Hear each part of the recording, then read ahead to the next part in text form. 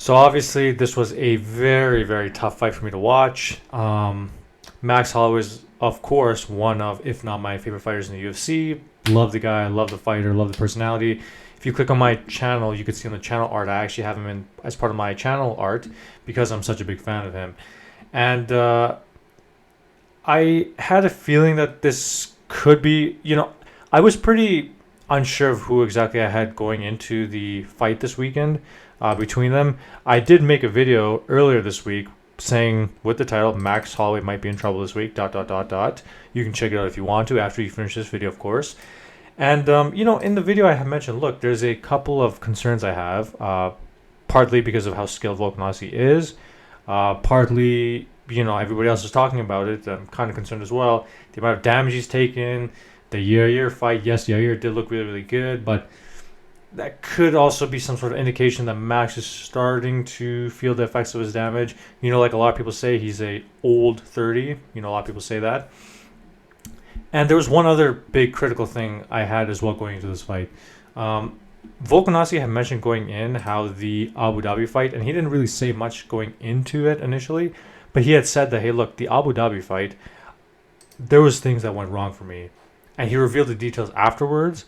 But before, when he said that, I actually did believe him. Just the way he said it, he didn't want to make too much excuses about it. He just kind of said it in passing, and he seemed so confident. I was like, you know what? I don't feel like he's making this as an excuse because he waited a long time to say this. He sounds very confident when he talks about it. I have a feeling there's some truth to it. Now, that's also not to take away from Max because I think Max did come in with a good game plan in the second fight. But if you watch the first fight, I had that 50-45 for Volk. Second fight, I had a 3-2 Max, but I know it was close, and you could have scored it maybe rounds 3, 4, 5 Volkanovski. Whatever. I'm not going to make too big of a... I'm not going to litigate it at this point. I'm not going to watch it 49 times like Luke Thomas did. Shoutouts. So I said, but if you look at even the second fight, dude, Volk did a really good job of making the adjustments and starting to catch up from behind, right? Like, he got knocked down twice and then caught up. Like, that's pretty damn impressive what he did. And then, the last concern I had was I noticed in the press conferences, I know a lot of people were getting fired up by what Max was saying. Got to be honest, that was out of character for him. And I forgot who said it. I think might have been Ariel Helwani or somebody. They were saying, look, that felt out of character for Max. And I tend to agree with him. And I think it was Ariel who had said, look, it kind of feels like Max was trying to psych himself up. Or maybe it was Brian Campbell or Luke Thomas. I can't remember. They said it kind of felt like he was trying to psych himself up. And I don't know exactly what it was. Of course, it could have just been him trying to amp up the crowd, and he was just feeling it the whole week, right? But you typically look at all his fights. He, like with the Khabib fight, there was some back and forth and stuff. This felt a little bit too extra. You know what I mean? Like with the Khabib fight, like when he stepped in last minute, that felt like a more cool, funny back and forth, and he seemed still chill about it.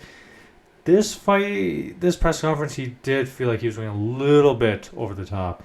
Maybe I'm psychoanalyzing it too much. Could be nothing. But I remember when I saw that, I was like, it doesn't feel right. It feels like he's maybe not nervous, but something is off. It just didn't feel right. Now, let me just say this too, okay? Did Max Holloway get old? Is he old now? Is he old? Has the damage caught up? I won't know for sure until I see him fight again, his next fight. Then I'll have like a pretty definitive answer. I tend to think it's just Volk being incredible. But is it impossible to say that, hey, there could be a tiny amount of, the damage is starting to catch up. Maybe the weight cuts are starting to get really, really tough now, and it's to the point now where it just doesn't make sense for him to cut anymore. Could there be different factors like that? Maybe. I would say, look, it's probably 90% Volk, 95% Volk, and then 5-10% of whatever else it could have been. I tend to think it's probably that. Again, I won't know until the next fight for sure, but just seeing how good Volk is, I tend to think it's just mostly Volk who was the one who was in charge. Now, the other thing that just shocked the hell out of me was the speed difference, right? The speed difference, like within the first couple of minutes where he's like, I can see everything, and he was talking to Max and saying, yeah, I could see everything. He was talking in his corner like, I'm too quick, I'm too fast. That shocked me because in the first two fights, he did not have like, it didn't look like this much of a steep speed advantage, right? Like it was, this was like, I just can't believe the difference in speed. This felt like watching someone who's, you know, two weight classes smaller, just moving so much quicker than the guy he's fighting. I couldn't believe it. And the other thing I do want to know, and I know his coaches will never talk about this, what was Max Holloway's game plan? Obviously, I think Volkanovski just shut off the game plan from the beginning. I still wonder this whole time what the game plan was. If you notice the stance that he was fighting in,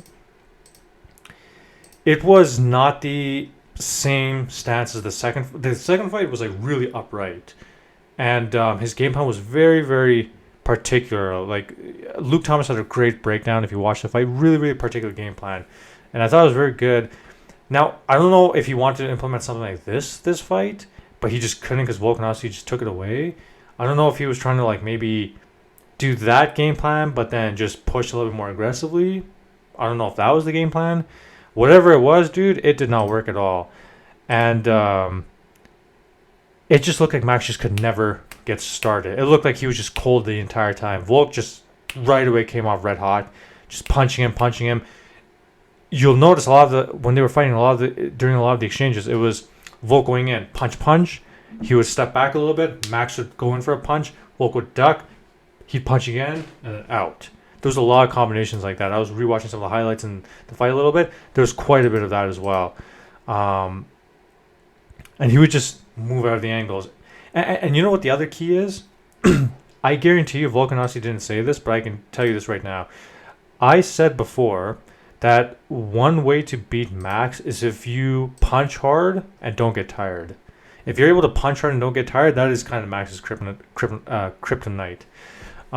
Look at Dustin Poirier. Now, Poirier did kind of get more tired in the later rounds, but he was able to last it out. And look how much... but he's also able to punch fucking hard to the point where Max was severely damaged in that fight, right? And that's why I said if you can... One of his weaknesses, I can say it in a way, is, you know, if you chop up his legs and just get him damaged with the kicks. But the other kryptonite, and I said this like since like a year or 2 years ago, if you can punch hard and not get tired, you can beat him, because Max is not, if Max can't get you tired, his punches aren't going to do enough to phase you. And if you can punch harder than him and not get tired, maybe not the exact same volume he can dish out, you'll still damage him enough to the point where eventually you'll just win the fight. And that's what I feel like as well. I think Volkanovski wasn't afraid of any of the shots. He knew that Max can't really hurt me. I'm really quick. I just need to get in, punch him, thump him really, really hard. And if I get hit in the exchange, of course I'll try to dodge everything. But if I get hit, I'm not concerned because I'm confident in my conditioning. I know I hit harder than him.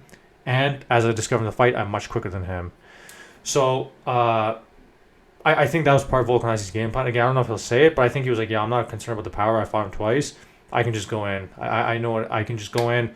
I can land harder on him than he will ever on me. And I can create enough damage to make a big separation in the fight. I think that was pretty big as well. And also, I just want to say this too, okay? I said this back in April 14th, 2022. I didn't change the title. I didn't do anything, okay? Let's just read this. Let's read this, all right? I've changed my mind. Alexander Volkanovski is the best at the moment. And in the video, I described why I believe that Volkanovski is the pound-for-pound number one fighter in the world. I said this back in April after he beat the Korean Zombie. I think at that point, some people might have still had Kamaru number one, maybe Izzy ahead of him. I think certainly after this, my argument is even stronger. In terms of skills, in terms of ability, Volkanovski is the best right now. He is above Izzy, and I said this before. Some people I remember in the comment section of the video were misunderstanding me a bit. I'm not saying that Alex is a better pure kickboxer than Izzy. I'm not saying that Alex is going to have a better record, like if he moved to Glory or something and get the same level and achievement as Izzy did. I'm not saying that. I don't think he probably would, especially this late into his career. However, I think in terms of MMA striking, inside MMA, inside the octagon, I think that Volk actually has a more effective striking style. I think the way that he employs his feints employs his leg kicks, employs his punches, gets in, gets out, I think it is more effective than Izzy, in my opinion. And I think you're starting to see that in these fights. Look at what he's doing to his opponents, dude.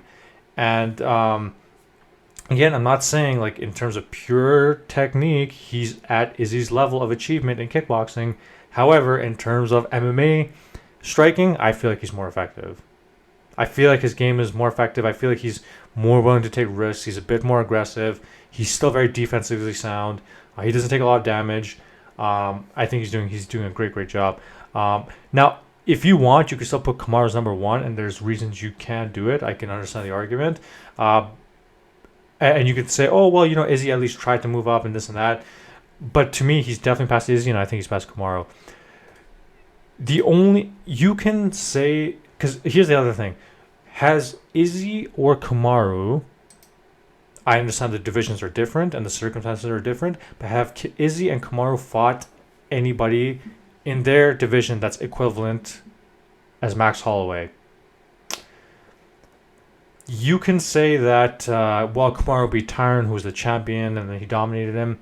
Yeah, but then that was Tyron, like, he just started losing afterwards. It's not like Max, where he was still on top and came back, and then the second fight was controversial, and then, you know what I mean? It's not the same. Tyron was kind of fading after that.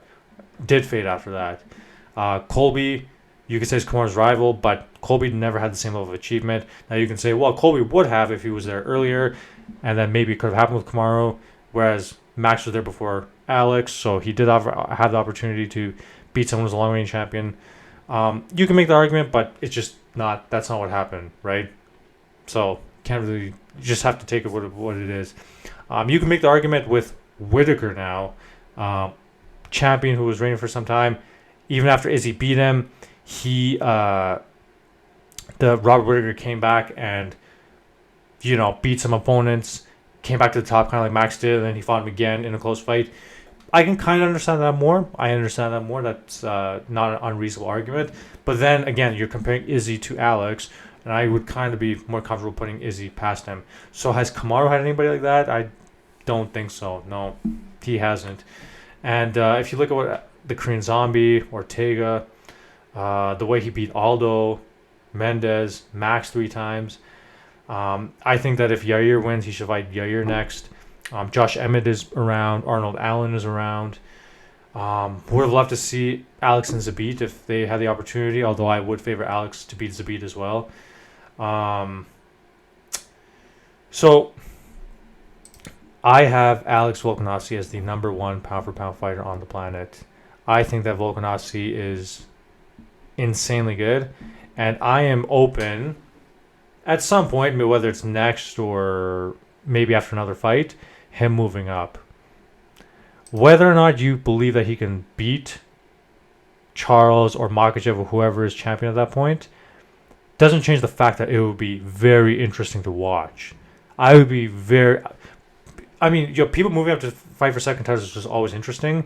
And when you have someone who's as good as Volk is, just interesting to see how he would fare. I just want to see it. It would be a huge fight. Champ versus champ. I am all in. I'm all in, dude. Go freaking do it. His next fight, if they want to have him fight the winner of Oliveira Makhachev, go do it. If they want to do one more fight at 145 and then go, I'm cool with that too. So those are my thoughts on the Max Holloway fight. Not fun to see, but this is the game. Name of the game. Your favorite fighters will lose from time to time. So like the video if you liked it, and subscribe for more content similar to this. I will catch you guys later. Peace.